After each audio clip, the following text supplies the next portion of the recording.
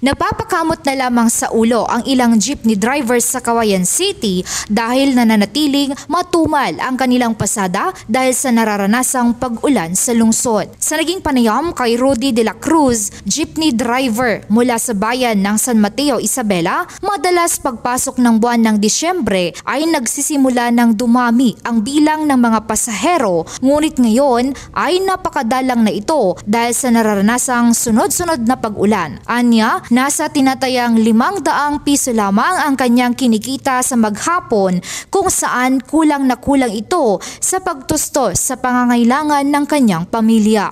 Bukod naman sa nararanasang pag-ulan, apektado rin ang kanilang kita sa patuloy na pagtaas ng produktong petrolyo at sunod-sunod na pagkakahagupit ng bagyo sa lungsod na nagreresulta din sa sunod-sunod na pagkansela ng mga pasok sa mga mag-aaral. Gayunpaman, umaasa naman si Ginoong Rudy na makakabawi din sila pag naging maayos at maaliwalas na ang panahon, lalo na't nalalapit na ang Kapaskuhan. Mula dito sa Ilagan, Isabela, ito si Jardel Inere para sa Radyo Alternatibo Balita Nationwide.